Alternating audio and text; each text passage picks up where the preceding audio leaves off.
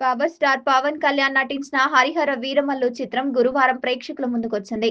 భారీ అంచనాల మధ్య విడుదలైన ఈ సినిమా నెగిటివ్ టాక్ ను సొంతం చేసుకుంది. సినిమా కథ, దర్శకత్వంపై విమర్శలు వస్తున్నాయి. ముఖ్యంగా సినిమాలోని కోర్ ఎమోషన్ సరిగ్గా ప్రెజెంట్ చేయలేదని, సెకండ్ హాఫ్ చాలా నెమ్మదిగా సాగుతోందని ప్రేక్షకులు అభిప్రాయపడుతున్నారు.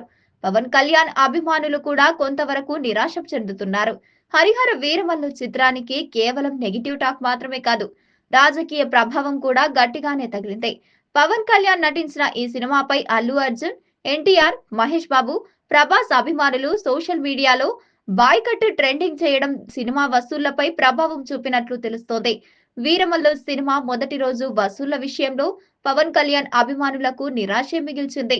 పుష్ప 2 మొదటి రోజు కలెక్షన్లు 294 కోట్లు కాగా అధిగమించిన సంగతి తెలిసిందే అంటూ వీరమల్లు ప్రపంచ వ్యాప్తంగా ప్రీమియర్ షోలలో కలిపి కేవలం 70 కోట్ల గ్రాస్ కలెక్షన్ మాత్రమే రాబట్టింది. నెట్ కలెక్షన్లు అయితే 32.5 కోట్లు అని ప్రముఖ వెబ్సైటు సాక్నీల్కు పేర్కొంది. సినిమా టికెట్ల ధర భారీగా పెంచి 700కు పైగా ప్రీమియర్ షోలు చేసినప్పటికీ ఈ స్థాయి వసూళ్లే వచ్చాయి.